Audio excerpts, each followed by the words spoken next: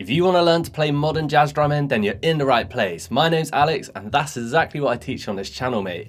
And today, we're going to be looking at two different versions of three jazz standards, one traditional and one modern, so that firstly, we can hear the difference between the two, and secondly, and more importantly, you can start to take out some of the concepts to use in your own drumming to become the modern jazz drummer you've always wanted to be. So the first track we're going to look at is So What, a proper classic, and to kick things off, you know we're going to be looking at the original version by Miles Davis with Jimmy Cobb on drums.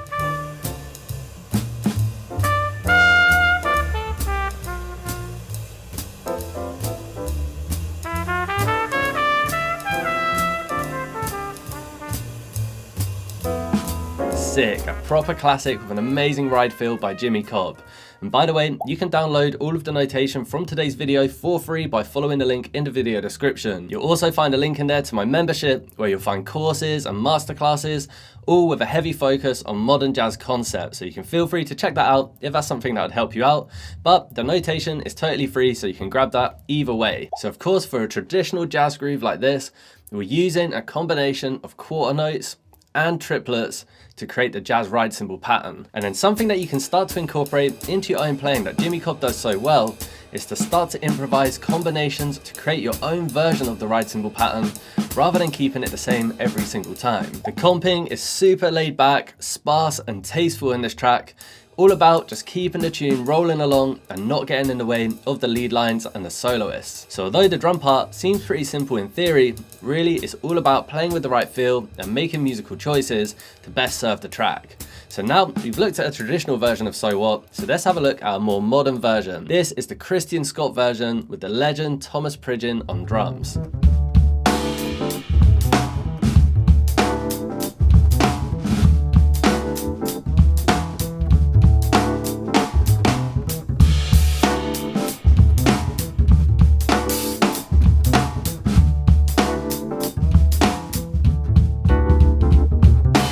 Instantly there's such a more modern feel with that heavy backbeat and that hip hop influence. So you can hear it's the same chord progression, you've got the same bass line, and then the influence from hip hop and gospel music is undeniable. Personally, I've chosen to write this groove in 8th notes and 16th notes because I find it easier to read, but you still want to play it with a swung feel. And one thing that Thomas Pridgen is really known for is his linear playing, and he demonstrates that so well in this groove setting. You'll notice that's really rare in this groove that you play two limbs at the same time. There's a really nice mixture of textures, so using closed hi-hats, open hi-hats, buzz strokes, accents on the snare drum, and you got that nice little kick fill at the end of the phrase that I've written out. But in my opinion, the biggest difference between the original tune and this version is really bringing in more contemporary grooves like a backbeat and giving the tune a more hip-hop feel, which is something you'll notice in a lot of modern jazz. The two genres are super linked. Hip-hop artists are often sampling jazz chords and melodies, and now modern jazz artists are taking the hip-hop beats and it all blends together and influences each other. So keep that in mind as we go on to the next track, which is Pentup House. First, we're going to listen to the original by Sonny Rollins.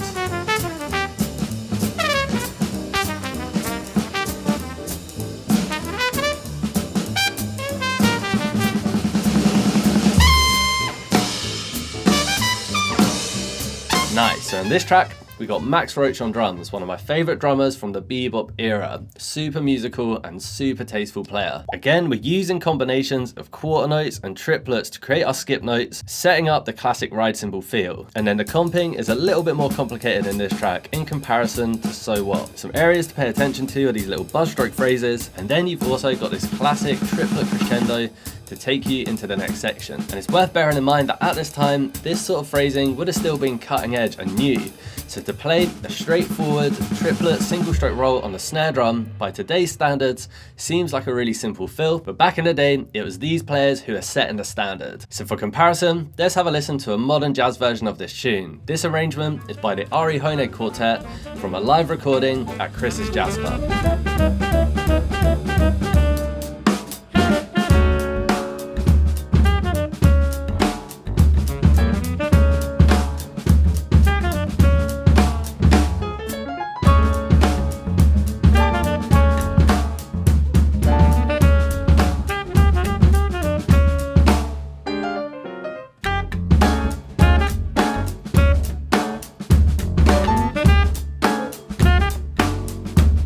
so sick, mate. Amazing feel on this track and a wicked arrangement.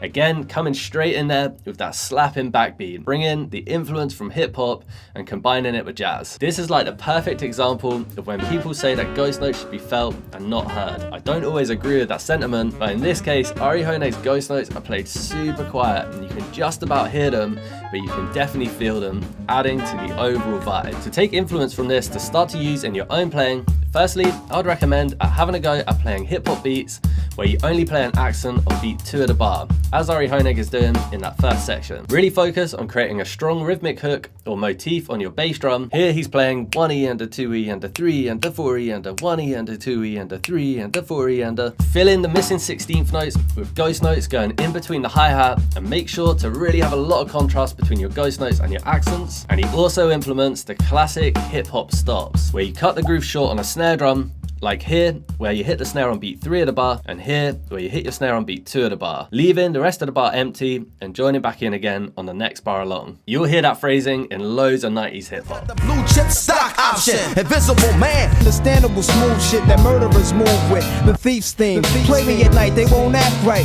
When you look at the notation, the groove I've written out is fairly straightforward, but again, it's all about playing it with the right feel and making sure that you're locked in with the rest of the band. This is one of those grooves that you can't help but nod your head to. So hip hop has had a massive influence on modern jazz, but it doesn't always have to go in that direction. So to demonstrate this, let's have a listen to another jazz standard. This time, we're gonna listen to Summertime, and the first version we're gonna listen to is Ella Fitzgerald and Louis Armstrong.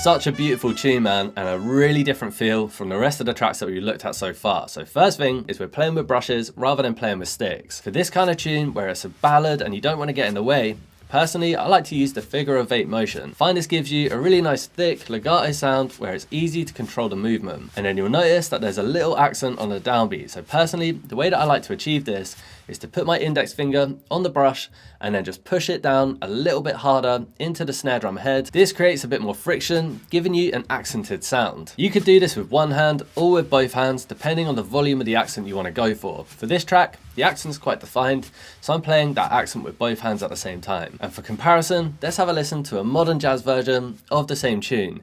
This time, we're going to listen to an arrangement by Joshua Redman with Brian Blade on drums. The drumming in this track is absolutely insane, mate. I've written out 8 bars, which I'll play along, and then I'll leave it on for a little bit so you can listen to some of Brian Blade's phrasing.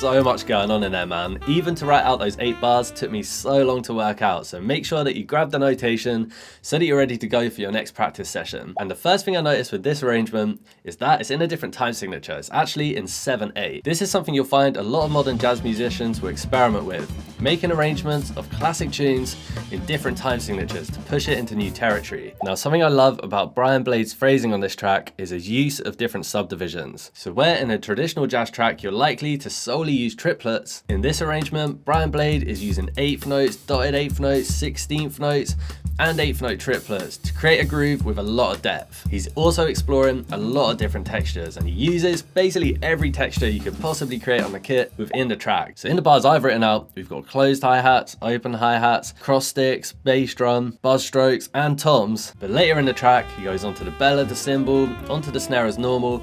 Basically, the textures are changing all the way through. So this again is something you can experiment with. Play an overall theme and start to change up the voicings to give a bit more variation. He's also playing with a very broken feel, so it's almost like what we talked about with Jimmy Cobb at the start of the lesson, where he starts to use combinations of quarter notes and triplets. But imagine that on steroids, just any subdivision you want to play. You don't have to keep one consistent pattern going all the way through, but instead you can move the phrasing around all of your limbs and all of the voicings, giving you unlimited options to experiment with. Now, over the years, I have honestly learned hundreds and hundreds of modern jazz tunes, and one thing that I've noticed is that in reality, in modern jazz, anything goes. You could bring in whatever your influences are and combine it with the classic jazz language to create your own version of what you think that modern jazz should be. There's modern jazz influenced by hip hop,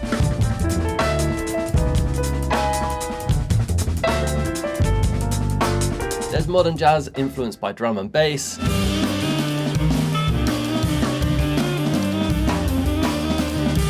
modern jazz influenced by grime,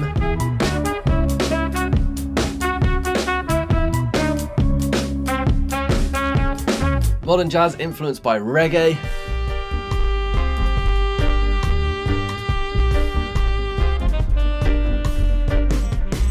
you get the idea, mate, but that really then poses the question, what actually is jazz in 2025?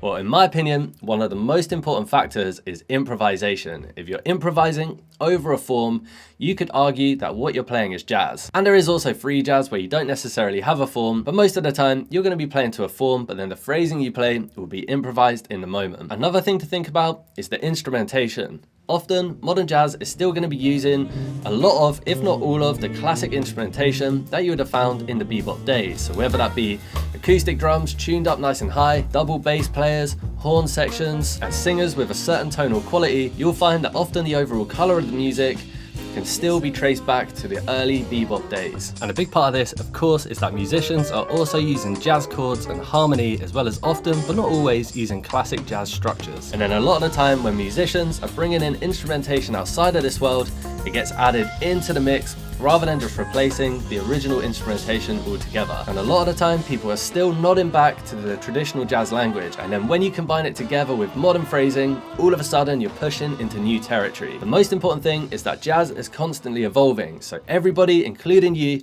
has the opportunity to put their own stamp on it. Let me know down in the comments what jazz means to you in 2025. And there's a link in the video description to the Drum Hub membership where you'll find a range of courses and masterclasses with a heavy focus on modern jazz concepts. The last masterclass I uploaded was all about how to take your comping from traditional to modern. So if you enjoyed this video, I'm sure that you'll get loads of value out of that. There's also a 7-day free trial if you'd like to check it out for a week on me. And if you're looking for more modern jazz tunes to dig into, I definitely recommend checking out this video here, where you can learn Ronnie Caspi's groove Tonight in Tunisia. It's an absolute beast, mate. I'll catch you over there.